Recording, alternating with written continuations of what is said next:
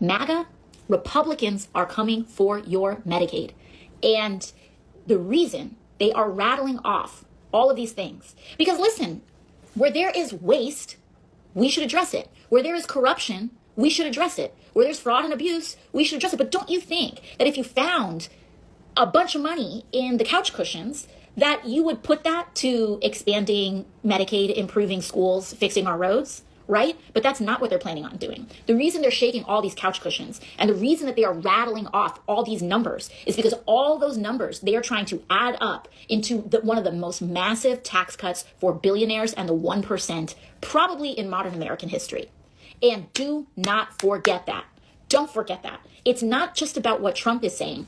It's about the big, obvious things that he is ignoring, y'all, okay?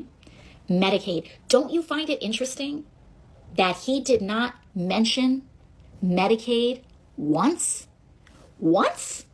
The largest source of health insurance, one of the largest insurers in the United States that impacts most Americans. And by the way, 30% of Medicaid money goes to Medicare recipients too. So he's doing that for a reason, because he's scared.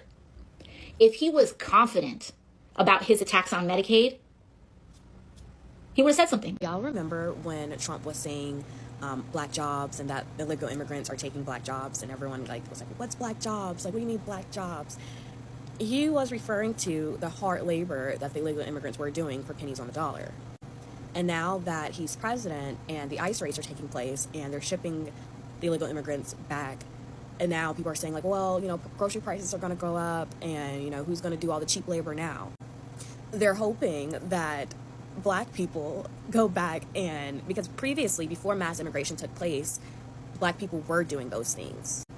It was black people doing the cheap labor for pennies on the dollar because they couldn't get employment anywhere else. They were in picking strawberries. They were in the slaughterhouses. They were doing the labor that no one else wanted to do.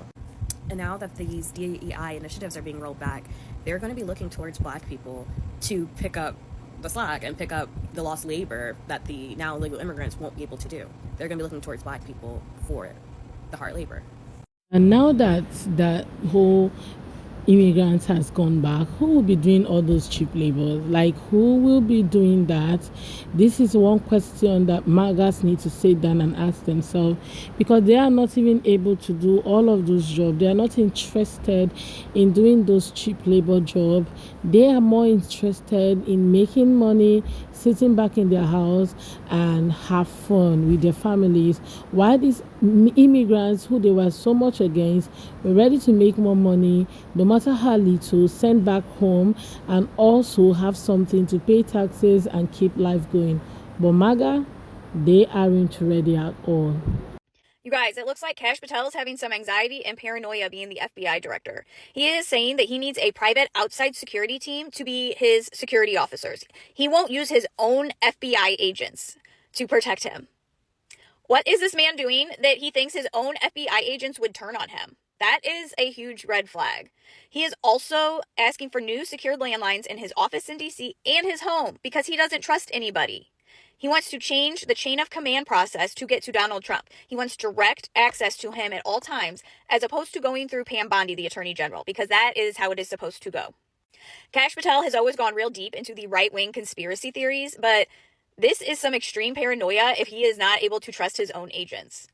He also, just fun fact, he made a kid's book, and it was called The Plot Against the King, and do you want to know who that king was? It was King Donald. I do not see this ending well with him as the FBI director. It seems like now that the red states, as we predicted and knew was going to happen, seem to be suffering the most at the moment from Daddy Dumpy Pence's policies. Nebraska, Tennessee, Oklahoma, Ohio, Utah, and others. The list goes on. They seem to be screaming the loudest. And as I said in the previous video, I can have compassion for you, but you guys are going to have to go through it because this is what you asked for. So, go through it.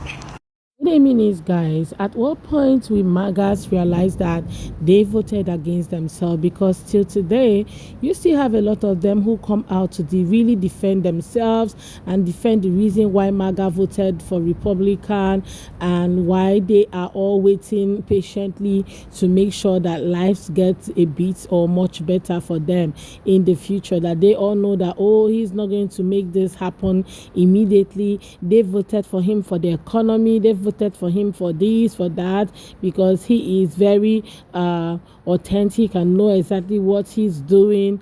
You know, MAGAs and all those excuses that they are doing, who exactly is going to tell them that, you know what, you voted against your own self? Stop trying to play, you know, like a wise man. You are not. Sometimes maybe you should look into the bigger picture. I think it's absolutely rich that the House GOP is trying to blame the Democrats for the looming government shutdown when they have the trifecta. You have the House and the Senate. You shouldn't have a problem passing a bill if you guys are all on the same page. You shouldn't need the Democrats, right? But apparently there's trouble in paradise and you have dissension among the House GOP. And suddenly you need the Democrats, even though you lambaste them and you badmouth them at every turn you get. You hate them until you need them. Is that right? Gotcha. So not only did Trump backtrack on Mexico's tariffs, he has now backtracked on Canada's tariffs. And his people comment on the videos talking about he's a great negotiator. He's a master negotiator. Brother, the stock market is cooked right now. This shit is cooked. This is just market manipulation. He puts it out there so shit can plummet so they can buy it and make more money. He's not helping you. He's not helping lower class and middle class people. You're losing. You're not buying at the bottom. You're not taking advantage of that because you don't have the money to do it. The amount of money you would need to make a big-ass impact, you don't have it because motherfuckers like him is keeping the money for themselves. And all his billionaire friends are fucking making a shit ton of money right now because he's crashing the market. He's crashing the market. Tariff today, no tariffs. Wait a month. Now we're going to start the tariffs. Wait. Market is down again. Let's pull the tariffs back. We'll wait another month. How is this helping? It would be so easy to have a horse pass through a needle hole instead of having MAGA to accept the fact that they have made a mistake. Trust me, MAGA will never. Like, they are not even interested in acceptance, okay, or taking accountability that, oh, we've done something, we have actually wronged, or we just need to retrace our steps. MAGA is not interested. They're not interested in seeing how the economy is run. They're not interested in seeing how they have, you know, messed up themselves and messed up the economy. They are not interested. What they are interested in seeing that the illegal migrants or undocumented migrants are sent out of the place. And now that they are also going to, you know, go through the whole suffering because they didn't plan themselves well. But instead of them just sitting down and, you know, taking responsibility, MAGA will always be MAGA. Trump said last night that we might have a recession. And when it hits in 3 months and everyone blames Biden, just remember Trump was handed the best economy in U.S. history. And Biden kept us out of a recession for 4 years, and it only took 4 months for Trump to put us in one. This will be a golden age on day one. Prices will go down and the economy will boom. These policies won't cause a recession. We know what we're doing. Okay, some will cause a short-term pain, but it'll be good in the long run. This is Biden's recession. Because the next thing you're going to hear MAGA say is that, oh, it was Biden, he handed Trump a very recession, a very strong recession, or the country was already in recession, or the economy was already all messed up before he took office and all that. That's the next thing you're going to be hearing MAGA say, okay, because they have to defend their principle no matter what.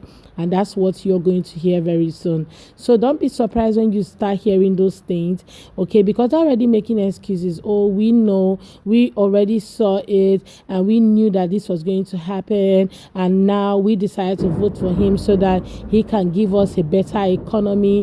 He can give us cheaper eggs and cheaper groceries. But it's going to take time. We understand that. We know. You know, all of those things they were not able to give to another person. MAGA is ready to give it times 10 right now. Patience is number one to make sure that the economy suits them. But guess what?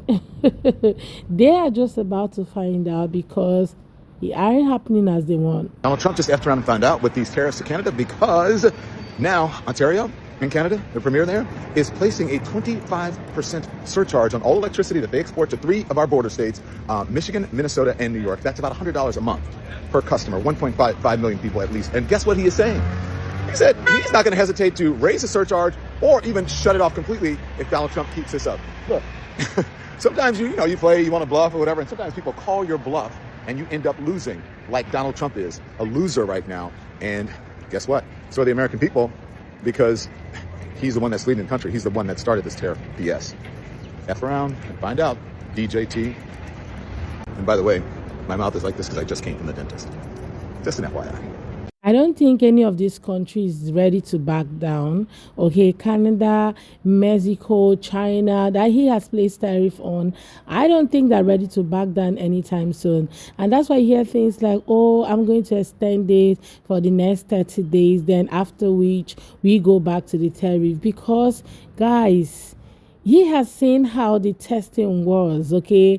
And now they had to remove the tariff immediately. Trust me, the people that are going to be in the front line of all of this is the middle class, lower class people. They are the ones. And to think that these classes of people are majority of the people that really voted them in. And now that things are so hard, some of them are on the internet crying. But trust me, they are the one that is going to go through that, okay? When there is always, all of this kind of trade crisis, the people that suffers most are the middle classes, the people who earn little to nothing, people who after tax they live paycheck to paycheck.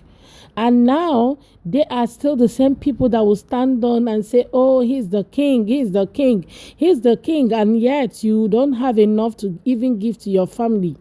All of these people are people that just need to be sit down and lecture them about how tariffs work and how it can impact the economy either greatly, like negatively or positively. But these people are not even interested in listening to what anybody have to say.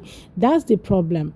That's the problem that MAGAs really have. They're not interested in listening. They're not interested in reading. Even if you're not interested in reading, can you at least listen to what other people are saying? But MAGA is not interested in any of those things. They are not. Now look at the people who are going to be going through these things, who are going to be suffering all of this. The middle class, the lower class, these are the people that we're going through all of this. Why the billionaires are there having fun with their life and paying little to nothing in taxes, why these other people keep spending all their savings, all the money on that, and can't even live a very good life or fantastic life as they all, envisage. I saw somebody who said sometime that, it'd be so hard for someone to become a millionaire in the US, especially people who have never tested wealth or family wealth in the first place. So breaking forth can just be so hard. I don't know what you think about that statement, but let me know what your thoughts are in the comments. I'll be here to read from you. And thank you so much for watching, guys. I hope you enjoyed this video. Please share your thoughts with me in the comments. And don't forget to give this video a thumbs up so that more people can see it. Please go ahead and subscribe to my channel already so that we can be friends, okay? Let's get to 20K before the end of the month. Thank you so much, guys, for watching, and see you all on my next video, and credit to all creators on this video. Bye, guys.